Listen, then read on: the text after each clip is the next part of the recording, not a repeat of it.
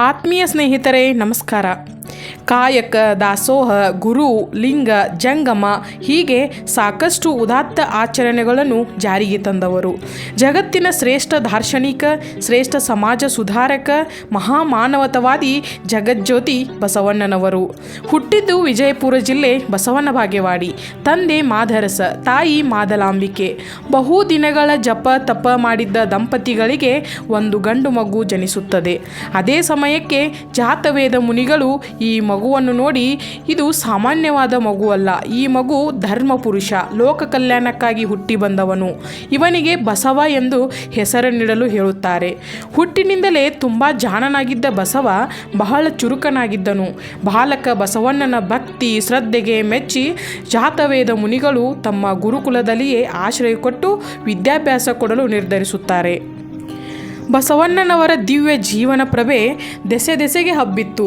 ಎತ್ತೆತ್ತ ನೋಡಿದರತ್ತತ್ತ ಬಸವಣ್ಣನೆಂಬ ಬಳ್ಳಿ, ಎತ್ತಿ ನೋಡಿದರೆ ಲಿಂಗವೆಂಬ ಗೊಂಚಲು, ಒತ್ತಿ ನೋಡಿದರೆ ಭಕ್ತಿ ಎಂಬ ರಸ.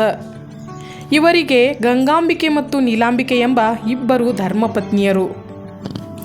ಇವರು ಹುಟ್ಟಿದ್ದು ಉನ್ನತ ವರ್ಗದಲ್ಲಿ, ಆದರೂ ಬಡವರ ಪರವಾಗಿ ಜಾತಿಯನ್ನೇ ಜಾತಿ ಪ್ರೇರಿತ ಸಮಾಜದಲ್ಲಿ ಜಾತಿಯನ್ನು ನಿರ್ನಾಮ ಮಾಡಲು ಮುಂದಾದವರು. ಕ್ರಾಂತಿಕಾರಿ ಇವರು. ಮೇಲು ಕೀಳಿನಿಂದ ಜರ್ಜರಿತವಾಗಿ ಹೋಗಿದ್ದ ಹಿಂದೂ ಸಮಾಜದಲ್ಲಿ ದೊಡ್ಡ ಕ್ರಾಂತಿಯನ್ನೇ ಮಾಡಿದವರು. ಇವರು ಧರ್ಮ ಸುಧಾರಕರಾಗಿ, ಸಮಾಜ ಸುಧಾರಕರಾಗಿ ಹುಟ್ಟಿದವರು. ಜಾತಿಯ ಬಗ್ಗೆ ತಮಗಿದ್ದ ಸಿಟ್ಟು ಮತ್ತು ಅಸಮಾಧಾನಗಳನ್ನು ದೊಡ್ಡ ರೀತಿಯಲ್ಲೇ ವ್ಯಕ್ತಪಡಿಸಿದವರು. ಬಸವಣ್ಣನವರು ತಮ್ಮ ಅದ್ಭುತವಾದ ವಚನಗಳ ಮೂಲಕ ಜಗತ್ತಿಗೆ ಸಂದೇಶವನ್ನು ನೀಡಿದ್ದಾರೆ. ಕಳಬೇಡ, ಕೊಲ್ಲಬೇಡ, ಹುಸಿಯ ನುಡಿಯಲು ಬೇಡ, ಮುನಿಯಬೇಡ, ಅನ್ಯರಿಗೆ ಅಸಹ್ಯ ಪಡಬೇಡ, ತನ್ನ ಬಣ್ಣಿಸಬೇಡ, ಇದಿರ ಹಳಿಯಲೂ ಬೇಡ, ಇದೇ ಅಂತರಂಗ ಶುದ್ಧಿ, ಇದೇ ಬಹಿರಂಗ ಶುದ್ಧಿ, ಇದೇ ನಮ್ಮ ಕೂಡಲ ಸಂಗಮ ದೇವ ನೊಲಿಸುವ ಪರಿ. ಈ ಸಪ್ತ ಸೂತ್ರಗಳ ಮೂಲಕ ಪ್ರಾಮಾಣಿಕವಾಗಿ ನಡೆ, ನುಡಿ, ಕಾಯಕಗಳನ್ನು ಶುದ್ಧವಾಗಿಟ್ಟುಕೊಂಡು ಶ್ರೇಷ್ಠ ಜೀವನ ನಡೆಸಬೇಕೆಂದು ತಿಳಿಸಿಕೊಟ್ಟವರು. ಈಗೆಲ್ಲ ನಾನು ನೀನು ಅಂತ ಸಮಾಜದಲ್ಲಿನ ಕಿತ್ತಾಟವನ್ನು ನಾವೆಲ್ಲ ನೋಡ್ತಾನೆ ಇದ್ದೀವಿ. ಆದರೆ ನಾನೂ ಅಲ್ಲ, ನೀನೂ ಅಲ್ಲ, ಎಲ್ಲರೂ ಒಂದೇ ಅಂತ 800 ವರ್ಷಗಳ ಹಿಂದೆಯೇ ಹೇಳಿದವರು ಈ ಮಹಾನ್ ವ್ಯಕ್ತಿ ಬಸವಣ್ಣನವರು. ಮೌಢ್ಯದ ವಿರುದ್ಧ ಕಿಡಿಕಾರಿದವರು. ಸಮಾನತೆಯ ಹರಿಕಾರ. ಬಣ್ಣ, ಭಾಷೆ, ಕುಲ, ಗೋತ್ರ, ಜಾತಿ, ಪ್ರಾಯ, ಉದ್ಯೋಗ ಮುಂತಾದ ಎಲ್ಲ ಭೇದಗಳನ್ನು ಹೊರತುಪಡಿಸಿದ ಅನುಭವ ಮಂಟಪ ಎಲ್ಲ ದುಡಿಯುವ ಜನರ ಮತ್ತು ಮಹಿಳೆಯರ ಅಭಿವ್ಯಕ್ತಿ ಸ್ವಾತಂತ್ರ್ಯದ ವೇದಿಕೆಯಾಗಿತ್ತು. 12ನೇ ಶತಮಾನದ ಆಗಿನ ಕಾಲದಲ್ಲೇ ಬಹುದೊಡ್ಡ ಹೋರಾಟ ಸಂಘಟಿಸಿದವರು ನಮ್ಮ ಬಸವಣ್ಣನವರು. ಹುಟ್ಟಿನಿಂದ ಬ್ರಾಹ್ಮಣರಾಗಿದ್ದ ಬಸವಣ್ಣ ಆದರೆ ಶರಣಗಣದಲ್ಲಿ ಗುರುತಿಸಿಕೊಂಡಿದ್ದವರು. ಅಂತರ್ಜಾತಿ ವಿವಾಹ ಮಾಡಿದರು. ಮಧುವರಸನ ಮಗಳಿಗೆ ಹುಟ್ಟಿನಿಂದ ಸಮಗಾರನಾಗಿ ಬಳಿಕ ಶರಣಗಣದಲ್ಲಿ ಗುರುತಿಸಿಕೊಂಡಿದ್ದ ಹರಳಯ್ಯನ ಮಗನಿಗೆ ವಿವಾಹ ಮಾಡಿಸುತ್ತಾರೆ. ಅಷ್ಟೇ ಅಲ್ಲದೆ ನಾಗದೇವರ ಮನೆಯಲ್ಲಿ ಪ್ರಸಾದ ಮಾಡ್ತಾರೆ.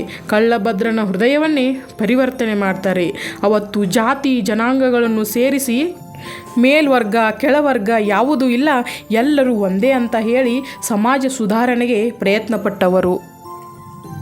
ದೇವಲೋಕ ಮರ್ತ್ಯಲೋಕವೆಂಬುದು ಬೇರಿಲ್ಲ ಕಾಣಿರೋ, ಸತ್ಯವ ನುಡಿಯುವುದೇ ದೇವಲೋಕ, ಮಿಥ್ಯವ ನುಡಿಯುವುದೇ ಮರ್ತ್ಯಲೋಕ, ಆಚಾರವೇ ಸ್ವರ್ಗ, ಅನಾಚಾರವೇ ನರಕ, ನೀವೇ ಪ್ರಮಾಣ ಕೂಡಲ ಸಂಗಮ ದೇವ. ಬಸವಣ್ಣನವರ ಕೆಲವು ವಚನಗಳಂತೂ ಇಡೀ ಜಾತಿ ವ್ಯವಸ್ಥೆಯ ವಿನಾಶದ ಕಹಳೆಯನ್ನು ಮೊಳಗಿಸುತ್ತಿವೆ. ಹೀಗೆ ತಮ್ಮ ಜೀವನದುದ್ದಕ್ಕೂ ಸಾಮಾಜಿಕವಾದ ಬದಲಾವಣೆಗಳಿಗೆ ಹೆಜ್ಜೆಯನ್ನಿಡುತ್ತಾ ಬಂದವರು. ಅನುಭವ ಮಂಟಪ ಸ್ಥಾಪಿಸಿ ಅಲ್ಲಿ ಶರಣ ಕ್ರಾಂತಿಯನ್ನೇ ಮಾಡಿದರು. ಅಂದಿನ ಹಿಂದೂ ಸಮಾಜದ ಈ ಭೇದ ಭಾವವನ್ನು ತೊಳೆದು ಹಾಕಿ ಶೂದ್ರ ಸಮಾಜ ಕಟ್ಟೋಕೆ ಪ್ರಯತ್ನಪಟ್ಟವರು. ಪ್ರತಿಯೊಬ್ಬರಿಗೂ ಮುಕ್ತವಾಗಿ ಮಾತನಾಡೋಕೆ ಈಗಿನ ಆಧುನಿಕ ಪ್ರಜಾಪ್ರಭುತ್ವದ ರೀತಿಯಲ್ಲಿ ಮುಕ್ತ ವಾತಾವರಣ ಸೃಷ್ಟಿ ಮಾಡಿದವರು. ಧರ್ಮ ಸುಧಾರಣೆಗೆ ಪ್ರಯತ್ನಪಟ್ಟವರು. ಅದೇ ರೀತಿ ಅವರ ಕಾಯಕ ತತ್ವವು ಇವತ್ತಿಗೂ ನಮ್ಮೆಲ್ಲರಿಗೂ ಸ್ಫೂರ್ತಿದಾಯಕವಾಗಿವೆ. ಕಾಯಕವೇ ಕೈಲಾಸ. ಒಳ್ಳೆಯ ರೀತಿಯಲ್ಲಿ ಕಾಯಕ ಮಾಡಿದ್ದೇ ಆದಲ್ಲಿ ಪರಮಾತ್ಮನು ಮೆಚ್ಚುತ್ತಾನೆ ಎಂದು ಹೇಳಿದವರು ಬಸವಣ್ಣನವರು. ಸ್ಥಾವರ ಕಳಿವುಂಟು, ಜಂಗಮ ಕಳಿವಿಲ್ಲ ಎಂದು ಇಡೀ ಜಗತ್ತಿಗೆ ಸಾರಿದವರು. ಜಗದಗಲ ಮುಗಿಲಗಲ ಮಿಗಿಯಗಲ ನಿಮ್ಮಗಲ, ಪಾತಾಳದಿಂದ ತತ್ತ ನಿಮ್ಮ ಶ್ರೀಚರಣ, ಬ್ರಹ್ಮಾಂಡದಿಂದ ತತ್ತ ನಿಮ್ಮ ಶ್ರೀಮುಕುಟ, ಅಗಮ್ಯ ಅಪ್ರಮಾಣ ಅಗೋಚರ ಅಪ್ರತಿಮ ಲಿಂಗವೇ ಕೂಡಲ ಸಂಗಮ ದೇವಯ್ಯ, ಎನ್ನ ಕರಸ್ಥಳಕ್ಕೆ ಬಂದು ಚುಳುಕಾದಿರಯ್ಯ. ಇವರು ಜಗತ್ತಿನ ಮಹಾನ್ ವ್ಯಕ್ತಿಗಳ ಸಾಲಿನ ಅಗ್ರಸ್ಥಾನದಲ್ಲಿರುವ ಬಸವಣ್ಣನವರು ಕರ್ನಾಟಕ ಸಾಂಸ್ಕೃತಿಕ ನಾಯಕ ಎಂದು ಕರೆಸಿಕೊಂಡಿದ್ದಾರೆ. ಅವರ ಅನೇಕ ವಚನಗಳು ಎಲ್ಲರ ಬದುಕಿಗೆ ದಾರಿದೀಪವಾಗಿವೆ. ಅವರು ಹೇಳಿಕೊಟ್ಟ ದಾರಿಯಲ್ಲಿ ನಾವೆಲ್ಲರೂ ನಡೆಯೋಣ.